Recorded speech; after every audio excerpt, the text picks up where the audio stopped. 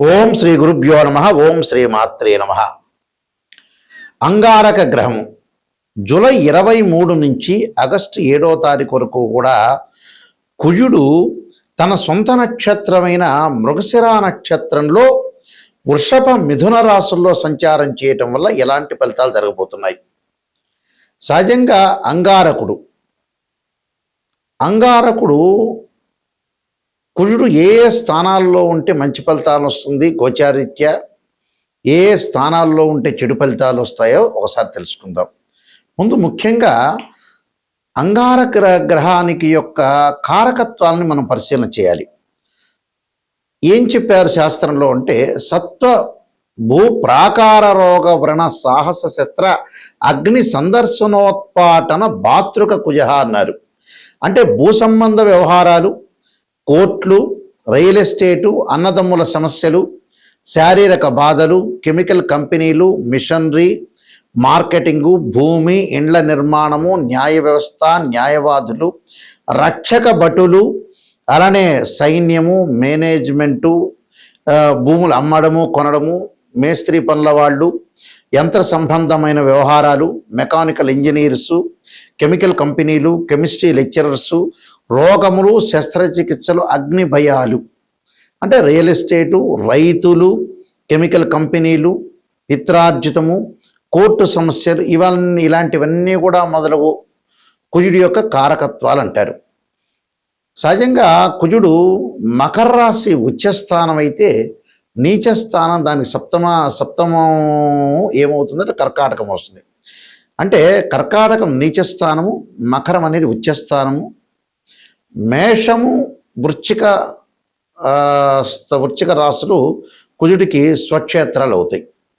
ఇక్కడ కుజగ్రహం సహజంగా ఎవరి జన్మలగ్నం నుంచి అయినా కుజుడు 2, 4, 7, 8, 12 స్థానాల్లో ఉంటే దాన్ని జాతకరీత్యా కుజదోషం అంటారు. మనం ఇప్పుడు చెప్పబోయేది ఏంటంటే గోచారరీత్యా చెప్పబడే ఫలితాలు. అంటే గోచారరీత్యా చెప్పబడే ఫలితాలకు ఒక విధానం ఉంటుంది, బర్త్ చార్ట్ నుంచి పుట్టినప్పుడు ఉండే జాతకానికి మరొక విధానం ఉంటుంది. నేను చెప్పింది జన్మలగ్నం నుంచి, అంటే బర్త్ చార్ట్ నుంచి 2, 4, 7, 8, 12 స్థానాల్లో ఉంటే దాన్ని కుజదోషం అంటారు. ఇప్పుడు మనం చెప్పేది ఏమిటంటే గోచారరీత్యా చెప్పబడే ఫలితాలు. ఈ గోచారరీత్యా చెప్పబడే ఫలితాల్లో అది చంద్రరాశి నుంచి చూస్తారు కాబట్టి ఎవరైతే రాశి ఉంటుందో వాళ్ళ రాశి దగ్గర నుంచి 3వ స్థానం, 6వ స్థానం, 11వ స్థానంలో కుజుడు ఉంటే మంచివాడు అని అంటారు గోచారరీత్యా వాళ్ళ రాశి దగ్గర నుంచి.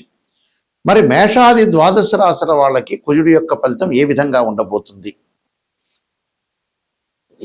ఉండబోతుందో ఒక్కసారి మనం తెలుసుకుందాం. కుంభరాశి వారికి ఈ 10 రోజుల పాటు ఏ విధంగా ఉండబోతుంది?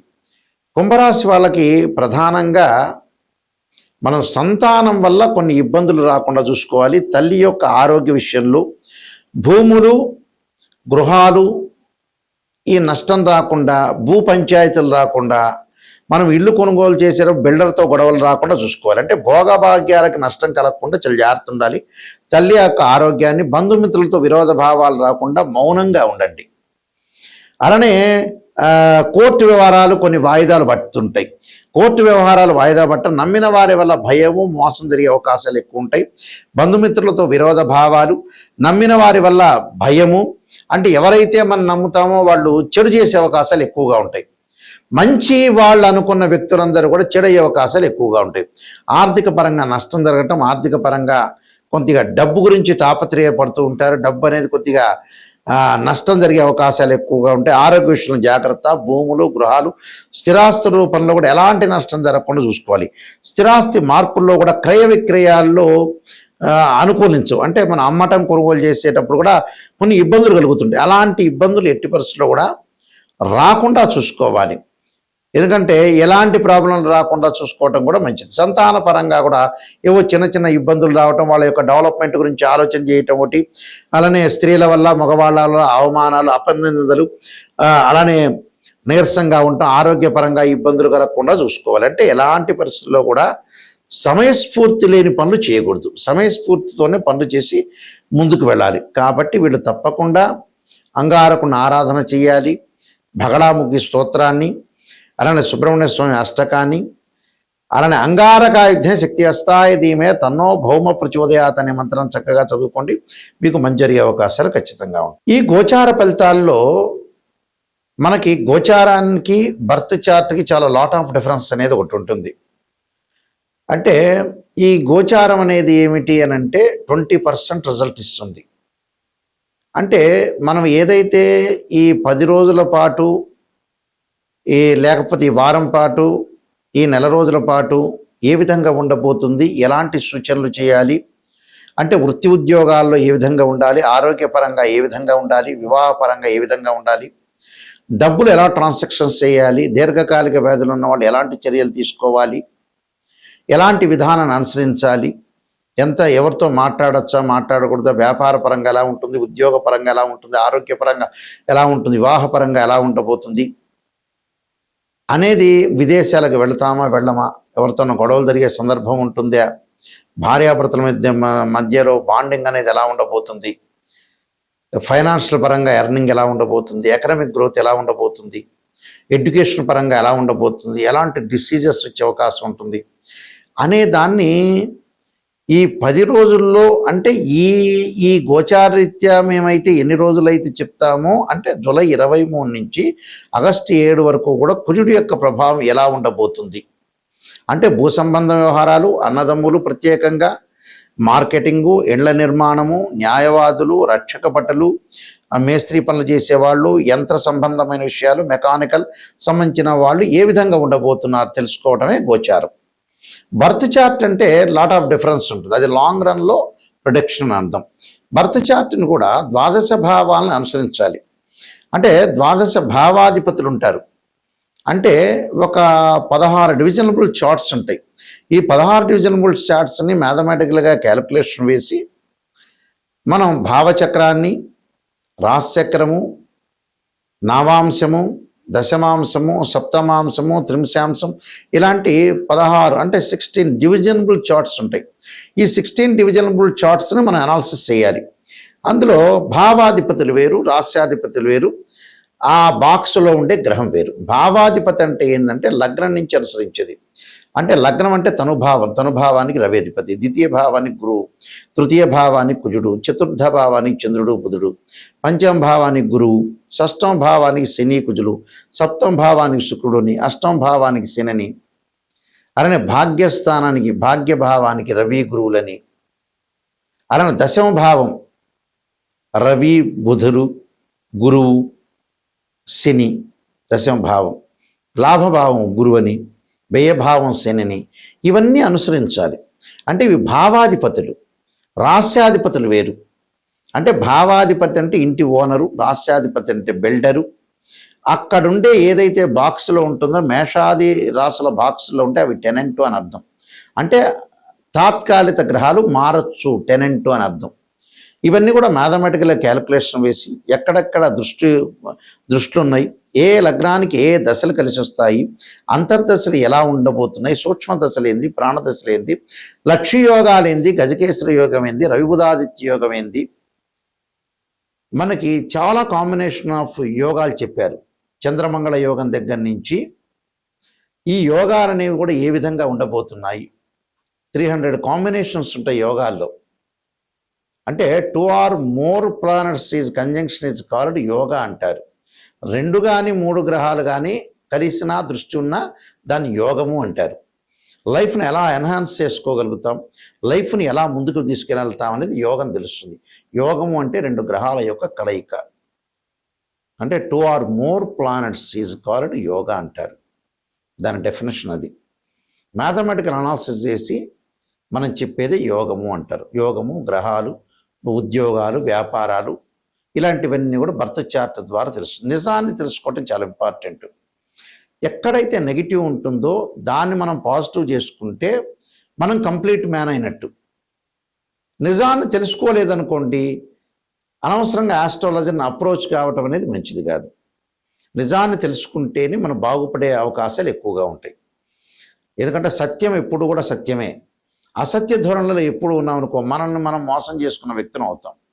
చాలామంది కూడా ఆస్ట్రాలజర్స్ అప్రోచ్ అవుతున్న ఎవరైతే క్లయింట్స్ ఉంటారో, ప్రేక్షకులు, వాళ్ళందరూ కూడా పాజిటివ్ గురించి ఆలోచన చేస్తారు. పాజిటివ్ ఏముందంటే మీకు తెలుస్తుంది విషయం. ఆస్ట్రాలజీని అంత అప్రోచ్ కావాల్సిన పని లేదు. ఎక్కడైతే ఫ్యూచర్లో కానీ ప్రజెంట్ సిచ్యువేషన్లో కానీ నెగిటివ్ జరగబోతుందో దాన్ని తెలుసుకొని దాని పరిష్కార మార్గాలు తెలుసుకుంటే దాన్ని మనం ఓవర్కమ్ చేసే అవకాశం ఖచ్చితంగా ఉంటుంది. అలా ఓవర్కమ్ చేయలేదనుకోండి జీవితాంతం అంతే ఉంటుంది. కాబట్టి ఈ విషయాలన్నీ కూడా ప్రేక్షకులు గమనించాలి. దానికి తగ్గట్టుగా దాని పరిహారాల మార్గాలు ఉంటాయి. దానికి కూడా ఒక సొల్యూషన్ ఉంటుంది. మన జాతకంలో కుజుడు బాగలేదనుకోండి, చాలామంది కూడా కుజదోషం గురించి కూడా అడుగుతూ ఉంటారు. బర్త్ చార్ట్లో జన్మలగ్నం నుంచి 2, 4, 7, 8, 12 స్థానాల్లో ఉంటే దాన్ని కుజదోషం అంటారు. 13 నక్షత్రాల కుజదోష ఎగ్జంప్షన్ ఉంటుంది. కొన్ని లగ్నాలకు ఉండదు, కొన్ని రాశులకు కూడా కుజదోషం అనేది ఉండదు. అది గమనించాలి. ప్రతివాడికి కుజదోషం ఉందనేది పొరపాటు. కుజుడు గురువు కలిస్తే కూడా కుజదోషం అనేది వర్తించదు. కుజుడి మీద గురు దృష్టి ఉంటే కూడా కుజదోషం వర్తించదు. అలానే ఇక్కడ అశ్విని కానీ, మృగశిర కానీ, పునరస్సు కానీ, రేవతి, అనురాధ ఇలాంటి నక్షత్రాలకు 13 నక్షత్రాలకు కుజదోషం ఉండదు. కొన్ని రాశులకి, కొన్ని లగ్నాలకి చాలా ఎగ్జంప్షన్స్ ఉన్నాయి కుజదోషం గురించి. దాని గురించి ఆలోచన చేయాల్సిన పని లేదు. అయితే దాని పరిష్కార మార్గం కూడా ఉంది. కుజుడికి అధిదేవత, ప్రత్యదేవత, అంతరిక్ష దేవతలు ఉంటారు. అంటే ఇక్కడ అంతరిక్ష దేవతలను కూడా మనం చూసుకోవాలి. అంటే భగడాముఖి అలానే భగడాముఖి స్తోత్ర పారాయణం చేయటం కానీ, సుబ్రహ్మణ్య స్వామి యొక్క అష్టకం కానీ, సుబ్రహ్మణ్యం యొక్క స్తోత్ర పారాయణం కానీ, నాగదేవతను భక్తి శ్రద్ధతో కొలవటం కానీ, రాహుకాలంలో దీపం పెట్టడం కానీ ఇలాంటివి చేసుకోవాలి. చేసుకోవటం వల్ల ఏంటంటే మనకు మంచి జరిగే అవకాశాలు ఎక్కువగా ఉంటాయి. ఇలాంటివన్నీ కూడా ఆలోచన చేయాలి. అంటే ఇక్కడ ఏంటి, అగ్నికి ఏదైతే కుజుడికి అధిదేవత ప్రత్యదేవతల్ని భక్తి శ్రద్ధతో కొలవటం, అధిష్టాన దేవత సుబ్రహ్మణ్య స్వామి, అలానే క్షేత్రపాలకుల్ని, అలానే పృథ్వీని, భూసూక్తము పారాయణం చేసుకోవటం, అలానే భూసూక్తాన్ని చదవటం, భగడాముఖి స్తోత్రాన్ని, సుబ్రహ్మణ్య స్వామి యొక్క అష్టకాన్ని చదవటం వల్ల కుజదోషం తొలగిపోతుంటుంది. అలానే వివాహం కాని స్త్రీ పురుషులు ఎవరైనా కుజదోషం అనేది ఒకటి ఉంటే ఎగ్జంప్షన్ ఉందా లేదా చూసుకోవటం ఒకటి, శ్రీ వల్లీ దేవసేన సమేత సుబ్రహ్మణ్య స్వామి యొక్క కళ్యాణం చేయటం. అసలు జాతకంలో కుజదోషం గురించి భయపడాల్సిన పని లేదు. వివాహానికి అసలు శుక్రుడే కారణం, కుజుడు కాదు. ఒకవేళ కుజదోషం ఉందనుకో దాని పరిహారం అనేది చేసుకోవచ్చు, తప్పేమీ లేదు.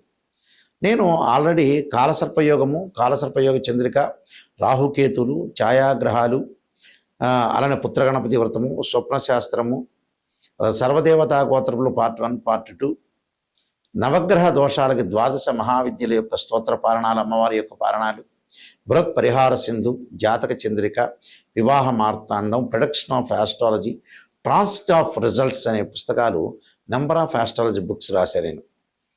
ఇవన్నీ కూడా మా దగ్గర లభ్యమవుతాయి. అలానే రాజమండ్రిలో కోటగుమ్మంలో ఉన్న అతిపెద్ద పబ్లికేషన్ అయిన ఇండియాలోనే మోహన్ పబ్లికేషన్ వారి దగ్గర కూడా ఈ పుస్తకాలను లభ్యమవుతాయి. వారిని అడిగి మీరు కూడా తెచ్చుకోవచ్చు. అయితే మా వెబ్సైట్ www.nayakanti.com, www.nayakanti.in ఈ వెబ్సైట్ చూడండి. ఈ వెబ్సైట్లో మీకు ఆ వెబ్సైట్ చూస్తే కూడా ఆ పుస్తకాలన్నీ కూడా మీకు కనపడుతూ ఉంటాయి. అలానే మీకు ఏ డౌట్లు వచ్చినా మమ్మల్ని సంప్రదించాల్సిన వాళ్ళు ఎవరైనా సరే నిజం తెలుసుకొని నాయకంటి గారి ద్వారా బాగుపడాల్సిన వ్యక్తులు మాత్రమే ఫోన్ చేయండి. మా నెంబర్ కూడా స్క్రీన్ మీద స్క్రోలింగ్ అవుతున్న నెంబర్ ఉంటుంది. ఆ నెంబర్కి మీరు కాల్ చేసి తెలుసుకోండి. మీ అందరికీ కూడా శ్రీ పరమేశ్వరి యొక్క కరుణాకటాక్షం ఉండాలని ఆశిస్తూ సర్వే జనా సుఖినో భవంతు.